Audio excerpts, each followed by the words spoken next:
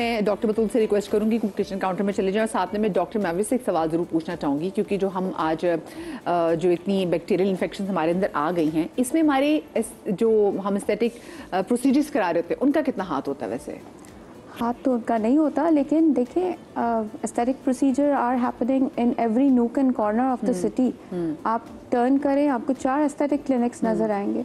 अब उनमें क्या अंदर हो रहा है, क्या स्टरलाइजेशन के रूल्स वो फॉलो कर रहे हैं या नहीं कर रहे हैं। अगर किसी प्रोसीजर के दौरान आपने फेस से मेकअप नहीं हटाया हुआ या आपके टूल्स अफेक्टेड हैं, इन्फेक्टेड हैं, कंटेमिनेटेड हैं, then also a person can get infected. तो whenever we are doing something on the skin, we need to make sure कि वो surface clean है, it is properly disinfected. Patient को underlying कोई condition नहीं है। Suppose अगर किसी को कोई रूट कैनाल किया हुआ है, किसी का कोई डेंटल प्रोसीजर किया हुआ है, even then अगर ऐसी कंडीशन में भी आपने किसी को फिलर इंजेक्ट किया, देन ऑल्सो कभी कभी बैक्टीरियल सीडिंग हो जाती है, जो कि उस फिलर के अंदर ग्रो करना शुरू कर जाता है। अब वो directly you can not treat that thing. Now that bacteria is thriving in a shell of a filler, तो उसको कहते हैं बायोफिल्म। और ये जो फिलर्स हैं, अब तो ये छोटे मोटे सैलून से भी लग रहे हैं जी, और फिलर्स भी हर जगह से अच्छे नहीं मिल रहे। We come across very cheap fillers, we come across branded और अच्छी क्वालिटी वाले फिलर्स। अब वो डॉक्टर पे डिपेंड करता है कि वो पैसे बचाने के चक्कर में है या क्वालिटी प्रोडक्ट इंजेक्ट करने के चक्कर में है। What are you thinking about? हाँ, ये भी एक एक चीज़ खुदा के लिए अपनी स्किन में कहती है, लगाते भी और स्किन के अंदर इंजेक्ट करते भी 1000 बार सोचें, क्योंकि एक बार ख़राब होगी, कॉम्प्रोमाइज़ होगी तो बड़ा मुश्किल हो जाएगा। जी डॉक्टर बतूल।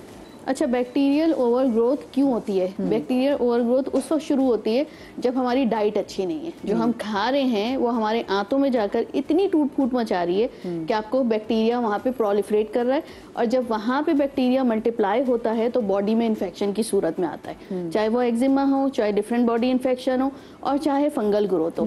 जो बैक्टीरियल इन्फेक्शन होता है उसको हम एक टर्मिनोलॉजी यूज करते हैं जिसको कहते हैं SIBO, SIBO, small intestinal bacterial overgrowth. ये किस तरह आपको सामने आती है?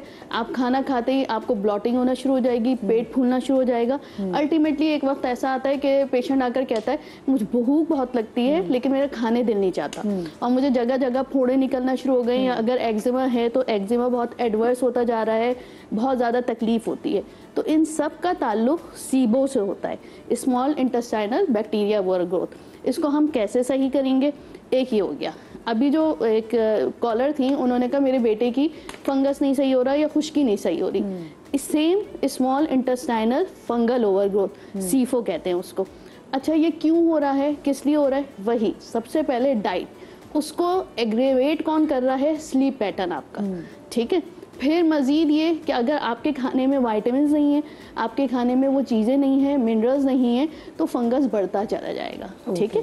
फंगस की सूरत में आ रहा है। कौन सा खाना है जो हमारा फंगस बढ़ा रहा है? ऐसी क्या चीज़ें? ये तो बहुत सारे खाने हैं, तो ठीक है, बहुत सारे खाने हैं, क्योंकि आपके विटामिन्स नहीं है।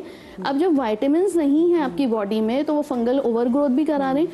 और खाने जो फंगस बढ़ाते हैं ना, वो मीठा फंगस जो है वो प्रोलिफरेट ही मीठे की वजह से कर रहा होता है, मीठा और एसिडिटी।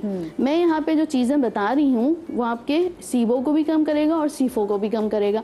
आपने ये इस्तेमाल करना है, अपना अंदर से मामलात अच्छे रखने, हेल्दी फूड लेना है, और वो चीज़ें खानी है जो इसकी ओवरग्रोथ को कम करें। कैसे कम करेंगे? ये जो चीज़ें मैं बता रही हूँ इनको कहते हैं प्रीबायोटिक्स एंड प्रोबायोटिक्स। आप अपनी बॉडी में आंतों में जब प्रीबायोटिक्स बढ़ा देंगे, आपको बैक्टीरियल ओवरग्रोथ से भी निजात मिल जाएगी और फंगल ओवरग्रोथ से भी निजात मिल जाएगी।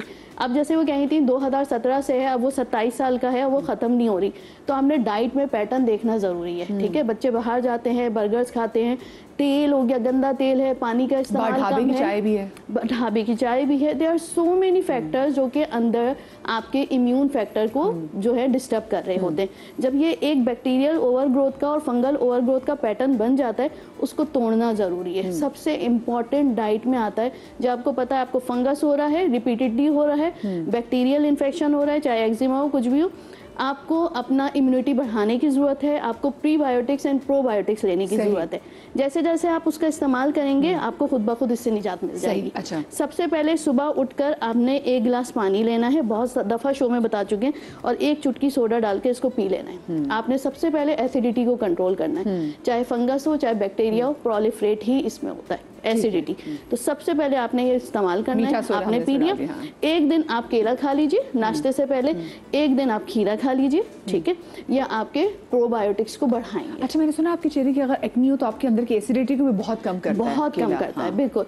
अगर आपको बहुत ज़्यादा फंगल ग्रोथ है और बहुत ज़्यादा बैक्टीरियल ओवर ग्रोथ है, तो जो हमारे सबसे जो हेल्दी बैक्टीरिया होते हैं ना स्मॉल इंटेस्टाइन में, वो ख़त्म हो जाते हैं। उन हेल्दी बैक्टीरिया के लिए इस तरह के बच्चों के साशे आते हैं जो मोस्टली डायरिया के लिए दिए जाते हैं। ये है सैक्रोमाइसिस बुफलेराइडी। इसको हमने हर सूरत बढ़ाना है। किन चीज़ों से बढ़ता है? दही से बढ़ता है, केले से बढ़ता है, खीरे से बढ़ता है, बहुत सारी चीज़ों से। लेकिन अगर आपको लग रहा है कि आपका इंटेक इतना अच्छा नहीं है, तो ये साशे आप नाश्ते से पहले थोड़े से पानी में डालकर पी लीजिए और 15 डेज तक के आप इसको पीजिए। एक्ने आपकी खत्म हो जाएगी, आपका फंगस खत्म होना शुरू हो जाएगा विद ऑल दोज मेडिसिन जो आप लगाने वाली इस्तेमाल कर रहे हैं। एक्जिमा की कंडीशन बहुत साफ सुथरा बिल्कुल हो जाता है।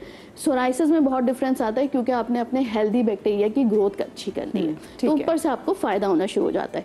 ये इसके अलावा ये कि अगर आपको लग रहा है कि मुझे बिल्कुल ही फ़र्क नहीं पड़ रहा, ये भी इस्तेमाल कर रहे हैं लेकिन अंदर से ग्रोथ नहीं हो रही है, आपने क्यों बेसिकली जब आपका सिस्टम ख़राब होता है ना, अब हमने ये सुबह पी लिया लेकिन बाज़ दफ़ा ये है कि एब्जॉर्प्शन ही नहीं हो रही, अंदर के सारे सेल्स जो हैं वो मर चुके हैं, ठीक है, वो आपका एज इट इज़ जो है वो हेल्दी बैक्टीरिया आपके यूरिन स्टूल में निकल जा रहा है। उसको अंदर किस तरह रोक कर रखें, कोशिश करें डाइट में वो चीज़ें लें जो कि अल्कलाइन मीडिया की हो, एसिडिक ना हो। बहुत ज़्यादा अगर आपको लग रहा है तो आपने सुबह 1 चम्मच इसबगोल लेना है, 1 चम्मच हम इसमें शामिल करेंगे चिया सीड। अच्छा, इन सबको मैं प्रेफर करती हूँ आप पीस लीजिए, और 1 चम्मच अलसी, सबको पीस के आपने रोज़ाना गर्म पानी में पीना है इसको। तो ये जाकर एक तह बनाते हैं अंदर इंटस्टिशियल की, सही है, अंदर की जो लाइनिंग होती है स्मॉल इंटेस्टाइन की, जब ये तह बन जाती है तो ये इस हेल्दी बैक्टीरिया को रोक कर रखती है। देन आपको आपकी बैक्टीरिया जो है और फंगस जो है वो आपकी बॉडी से निकलना शुरू होता है। चाहे आप एंटी फंगल दे रहे हैं, एंटी बैक्टीरियल मेडिसिन दे रहे हैं, तो वो जाकर आपकी बॉडी से इसको निकालेगी। तो क्या होता है, प्रोलॉन्ग एंटीबायोटिक नहीं लेनी पड़ती, आप अंदर से अपना इम्यून सिस्टम अच्छा कीजिए, ठीक है। अच्छा, अब बच्चों के साथ हम क्या मामलात करें, ऐसे आपने अभी जिक्र किया था, और ऐसा क्या करें कि बैक्टीरियल इन्फेक्शन हो ही नहीं, फंगल इन्फेक्शन हो ही नहीं। अगर सराउंडिंग में आप देख रहे हैं कि बहुत फैला हुआ है, जैसे आजकल इसके भी बहुत फैला हुआ है, oil pulling it's a best method. अच्छा, ये रिपीट भी कर दें, हम क्या करते हैं मुंह में, हम बिल्कुल बिल्कुल हमने कोकोनट ऑयल डालना है। और अगर आपके जो है अंदर पायरिया है, आपके खून आता है, विटामिन सी की कमी है आपको, तो आपने उसके साथ 1 चुटकी हल्दी शामिल कर लेनी है। आपने अच्छी तरह पूरे लगाना है, अंदर से दांतों पे लगाइए, सब कुछ थूक बनता रहेगा, स्पिट करते रहिए। 20 मिनट्स के लिए रखिए, और 20 मिनट्स के बाद भी आधे घंटे 1 घंटे तक आपने उसके ऊपर पानी नहीं पीना। स्पिट करने के बाद आप उसे रहने दीजिए, तो आपके जितने हेल्दी बैक्टीरिया होते हैं वो बनना शुरू होते हैं बिकॉज ऑफ कोकोनट ऑयल। और जो आप स्पिट करते रहते हैं वो आपके सारी जो रात भर की गंदगी होती है वो निकल जाती है। तो बस 1 घंटे तक आपने उसके नाश्ता नहीं करना है। आप इसको रोजाना की बेसिस पे कर सकते हैं, जब आपको लगे बहुत इंप्रूवमेंट आ गई है। वंस वीकली तो करना ही करना है, और बच्चों को भी आदत डालिए। अब बच्चों के लिए थोड़ा मुश्किल होता है, आपका वीकेंड इस पे हो सकता है, वीकेंड हो सकता है। और मैं बताऊं बच्चे किस तरह लर्न करते हैं, once you are doing it ना, बच्चे खुद ही लर्न कर लेते हैं, ठीक है। वालिदैन को जब करते हुए देखते हैं तो खुद ब खुद करना शुरू हो जाते हैं। लेकिन एक और जो दूसरी मेथोडोलॉजी है, नाफ में आप तेल डालिए।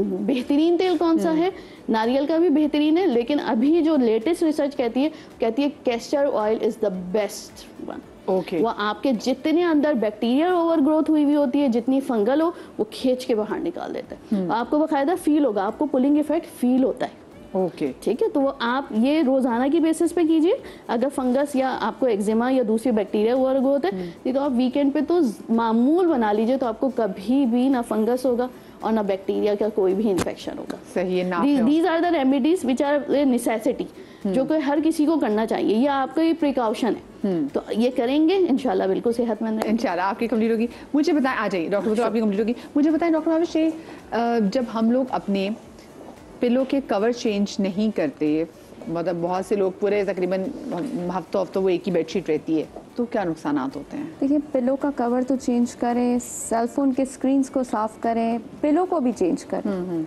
अपने कोयल्स और वो जो आपकी बेडशीट्स हैं, जो भी आपके फोमाइट्स हैं, your towels, all of these things harbour fungal and bacterial. Makeup, आपके ब्रशेज आप जो इस्तेमाल कर रहे हैं, मेकअप ब्रशेस लोग क्लीन नहीं करते हैं। बिल्कुल, ये चीज़ें आपके हाइजीन जो है ना, that is the most important thing that can prevent you from infections. दूसरा ये कि सीजनल ग्रोथ की हमने बात की थी, तो this is an ideal season for all the bacterias and the fungus to grow. ऊपर से ह्यूमिडिटी, ऊपर से हम स्वेट करते हैं, वो नमी जो है ना, it provides the ideal environment for that fungus और बैक्टीरिया। अच्छा, एक अनफॉर्चुनेट सिनेरियो मैं देखती हूँ, मेरी मॉर्निंग ओपीडी एक गवर्नमेंट हॉस्पिटल में बेस्ड है। अब लोगों को हम बोलते हैं हाइजीन मेंटेन करें, तो वो बेचारे आगे से रोके कहते हैं कि कहाँ से मेंटेन करें, पानी नहीं आता, लाइट नहीं आती है। तो ये जो फंगस की एक अपसर्ज हो गई है, रेजिस्टेंस डेवलप हो रहा है और इतने वाइड स्प्रेड फंगल इन्फेक्शंस आ रहे हैं जो किसी ट्रीटमेंट को रिस्पॉन्स नहीं दे रहे, वो सारे इन्हीं वजूहात के बायस ट्रीट नहीं हो पा रहे। सही भाई, ये बड़ा ज़रूरी है कि आप ख्याल रखें, अपने आसपास की चीज़ों को भी साफ रखें, और अगर खुद आपको कोई प्रॉब्लम है तो कोशिश करें, स्किन प्रॉब्लम तो ना किसी दरिया में छलांग मारें, ना किसी पूल में छलांग मारें, आपको अल्लाह का वास्ता अपना बहुत सारा ख्याल रखिएगा। शादरी आबाद रही, अल्लाह पाक आपको औलाद के गम से महफूज रखे, और जो सैलाब आ रहा है इससे भी हम तमाम लोगों को महफूज रखें। अल्लाह हाफ़िज़।